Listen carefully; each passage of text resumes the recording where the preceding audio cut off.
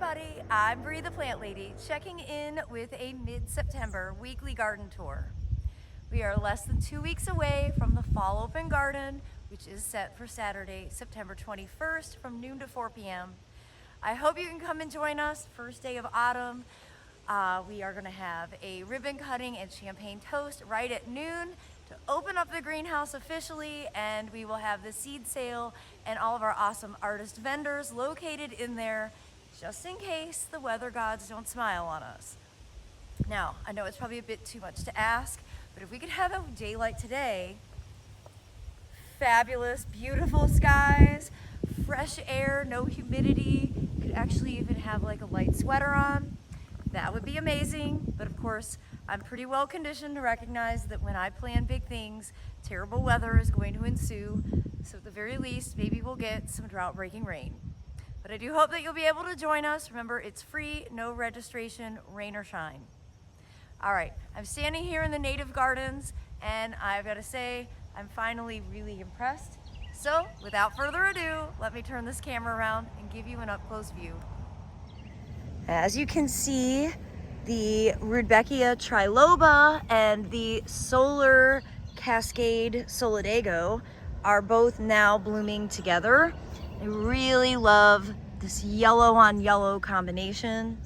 And then as we move over here, you can see the berries of the Ilex decidua have really colored up, beautiful red coloration. And then with the not so native Verbena bonariensis, which the butterflies absolutely love. And finally, Echinacea and Rudbeckias that the deer have left alone. It's all very exciting to see. Thankfully, we haven't been unbearably hot the last week or so, and all the plants are really starting to perform. You know, through the summer, especially through the dry period, I had a lot of misgivings about the plant palette that I put together here, thinking, I don't know if these natives can actually deal with the reality of this condition, full sun, all sand. But now I think that these plants are proving me wrong, and I am so very pleased for it. I love the mix, having the Salvia azurea in there, that nice blue coloration. And as we come over to this edge, you can see the Rudbeckia subtomentosa that was in full bloom a couple of weeks ago is starting to wane, but still some nice color.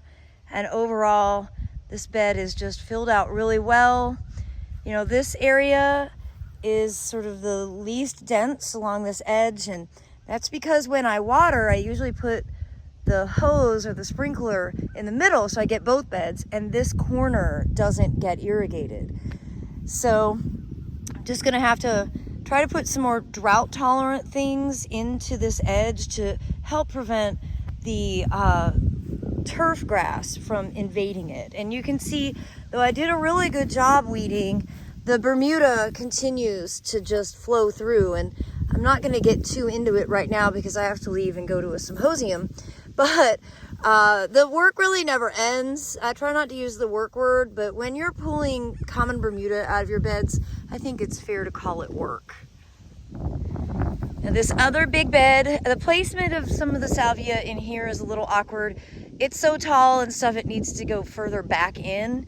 That's an easy thing to transplant, you know, once they are done flowering, once we've had frost. The Henry Eilers Rudbeckia subtomentosa is starting to wane, but you can see new blooms are starting to emerge lower down on the stems. And I'm really quite happy to see that we've got some new succession things coming in.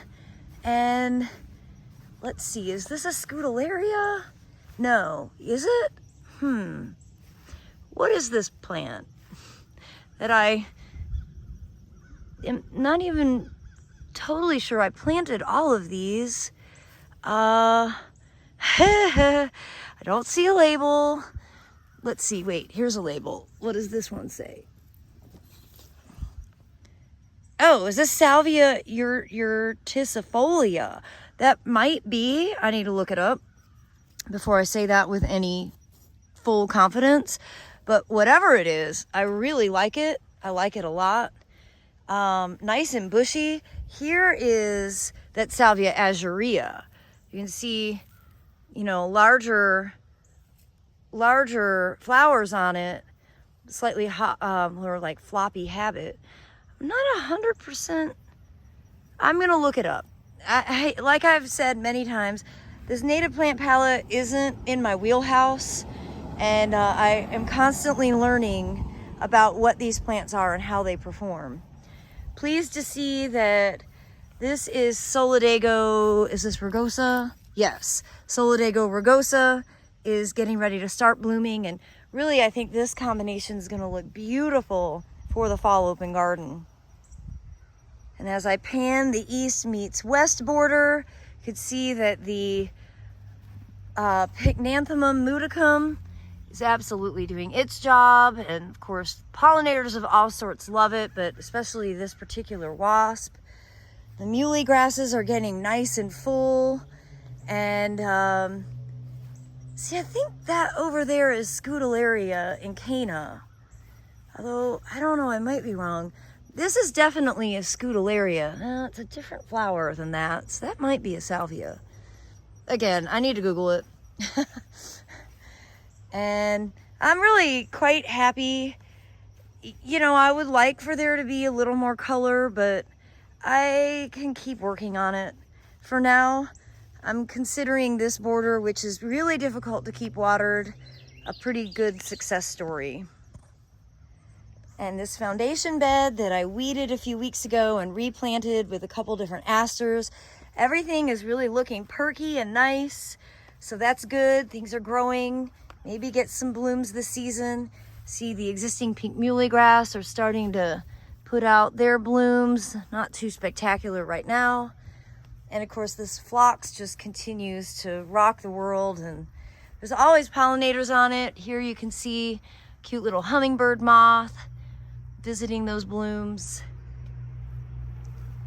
And then across the Airbnb, these containers are doing well.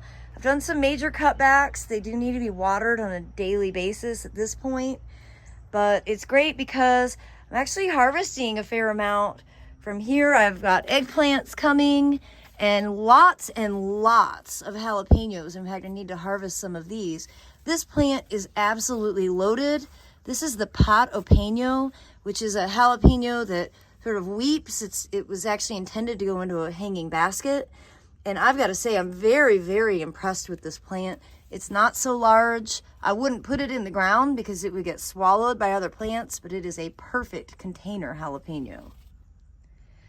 Well, hopefully you watched the video about installing the low voltage lighting, which is on a timer. It comes on every night and it looks great. And this pollinator pocket bed is looking quite good. The things that I transplanted last week to make room for this lit rock are settling in well. That Pycnanthemum is growing very strong. Golden Panther is here to join us for our tour to show off her curly tummy fur. I don't regret cutting back the cup plant. I went through and kind of processed the seed, and wow, it was a lot of seed. So I'm pretty happy that I did not create a potential disaster of having hundreds of thousands of these seed all over. And what would happen is they'd seed right along the cracks, because that's what seed likes to do. Now this, I believe this is also Solidago rugosa. Actually, I should see if there's a label, because I don't remember. Let's see if I was diligent enough. I don't see any labels, but that doesn't mean they aren't in here, because these plants have grown substantially. But they are just starting now to put on some color. You can see the white cloud Muhlenbergia is also just starting. And I do think this bed is going to be in full glory for less than 2 weeks from now for the open garden. So hopefully this will inspire some folks to want to incorporate natives into their landscape, as we're demonstrating here. And another great native that I have been anticipating blooming is this Baltonia asteroides. I did do a hard cutback on this, which made it not bloom as early as it ordinarily would. And, it's still a bit floppy. This is obviously not the right place for it, but I love it so much. I keep thinking, I can't wait to make floating flower arrangements using these. Flowers are just so intricate and perfect. And next to that, non-native, but beautiful rice. And this is starting to get into the stage where the seed is ripening. So at this stage, you don't actually have to keep your rice filled with water.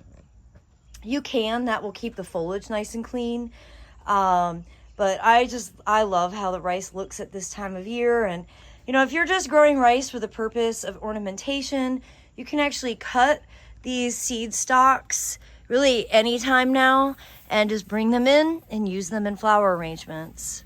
If you're wanting to grow the rice for the purpose of eating, you do have to figure out how to dehull the seed, which is a bit more complicated, but you would leave the rice on the plant until it is completely mature and fully dry. It's on my list to refill this Pollinator hotel before the open garden, and wanted to show you, we have not had a lot of monarch activity. It is very disappointing. I've seen maybe 3, maybe 4 monarch butterflies, no caterpillars. All the rest of the milkweed is dead. These are self-sown, I believe, Asclepias cursavicus, which is like a tropical species, but it's the only milkweed that still has foliage. So if monarchs do come, at least I have some leaves for the caterpillars to munch on, but not much.